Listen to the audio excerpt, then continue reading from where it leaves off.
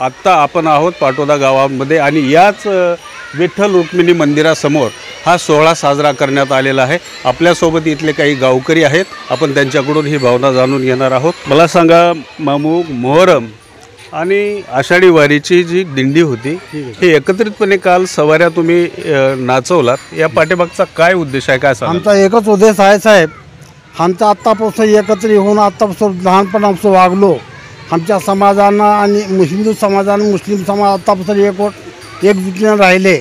आमचा असा समाज, गणपतीचा बी असाच उत्सव होतो, लक्ष्मीचा बी असाच उत्सव होतो आणि सवाऱ्याचा पण असाच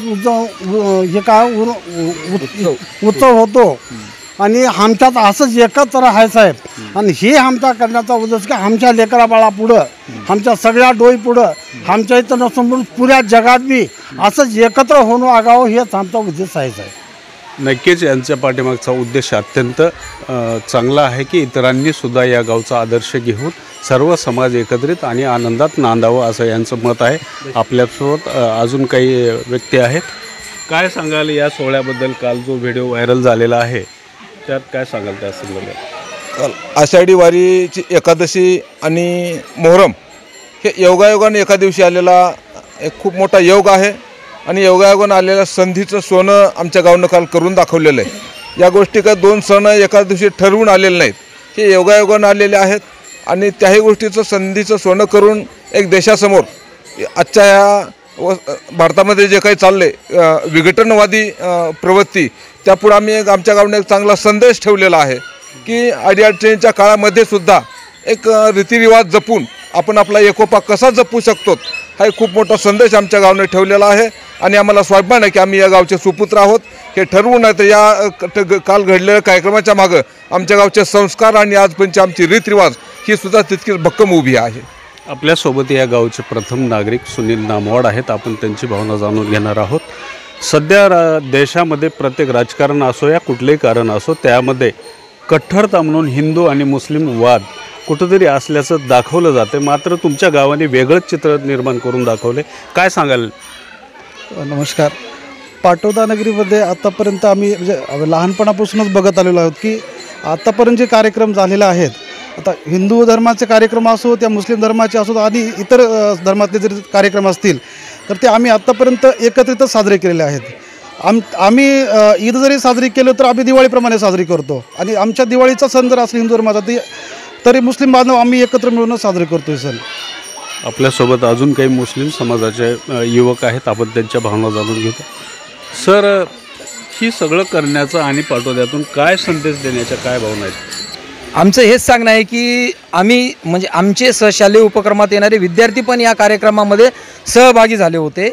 याचा उद्देश एवढाच की आपल्या महाराष्ट्रातला जातीय सलोखा, एक सामाजिक वातावरण एक चांगल्या पद्धतीने राहावं आणि एक आपण अखंड महाराष्ट्र आणि एक आपला अखंड भारत देश असाच कायम पुढं प्रगती करत करत पुढं जावं। निश्चितच याने एक सामाजिक सलोखा आणि राज्यातील सर्व लोक एकत्रित राहावं आणि अशीच राज्याची प्रगती व्हावं, यासाठीच हा प्रयत्न असल्याचं त्यांनी व्यक्त केलेलं आहे।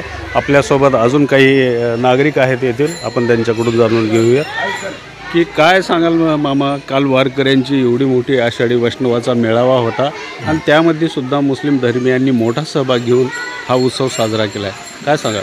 आमच्या गावामध्ये परंपरागत मुस्लिम बांधव आणि हिंदू समाज हे राम रहिमाची यात्रा पण भरत होती मागे, तसंच हे परंपरागत चालू मिळून मिसळून दोन्हीही आणि गणपतीचा पिरियड असताना त्यावेळेस देखील मिळून मिसळून असे सवाऱ्या आणि गणपती एकत्रित असं साजरा करतो, असं हे आमच्या गावचं वैशिष्ट्य आहे। काय सांगाल जनतेला, इतर आव्हान काय करणार? पुढे आता सर्व महाराष्ट्र आणि भारत हे सगळं असे एक आमच्या गावाचं एक आदर्श घ्यावं एकत्रितपणाचं, हिंदू आणि मुस्लिम सर्वांनी सण एकत्रित व्हायरल झाला, ज्यामध्ये की मोहरमच्या सवाऱ्या आणि वारकऱ्यांची दिंडी एकत्रितपणे नाचत होती, काय सांगाल या सगळं?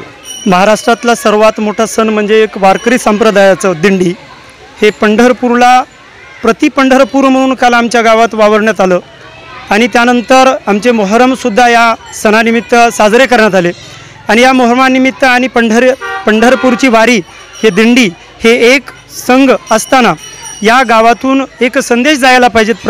महाराष्ट्रात नाही ते संबंध देशामध्ये की राम रहीम हे वेगळे नसून एकच आहेत आणि एकाच समारंभामध्ये ते जे पहिले सलोखा होता त्याच पद्धतीनं महाराष्ट्रात नाही तर भारतात सगळ्या सलोख्यानं राहावं अशी एक सर्वांना विनंती आणि अशाच पद्धतीनं पुढचे कार्यक्रम पाठोपाठच नाही तर पूर्ण महाराष्ट्रात व्हावेत अशी एक मला असं वाटतं.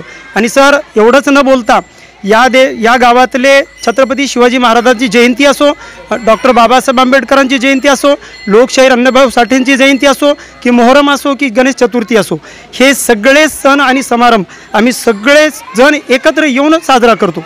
ह्या गावचं एक संस्कृती आहे. ह्या गावची फक्त संस्कृती पाठोद्यातच नसून अमेरिकेतसुद्धा ही संस्कृती जपली जाते. मी या गावाचा युवक म्हणून मला अभिमान आहे की माझं गाव एक सलोखा आणि एक अप्रतिमतेनं आणि स्नेहानं आणि प्रेमानं राहणारं गाव आहे. निश्चितच यांचं म्हणणं आहे की सर्वांनी सामाजिक सलोखानं पाहावं. Rajendra Dhulshette, RRD news Marathi, Jalkot, Latur.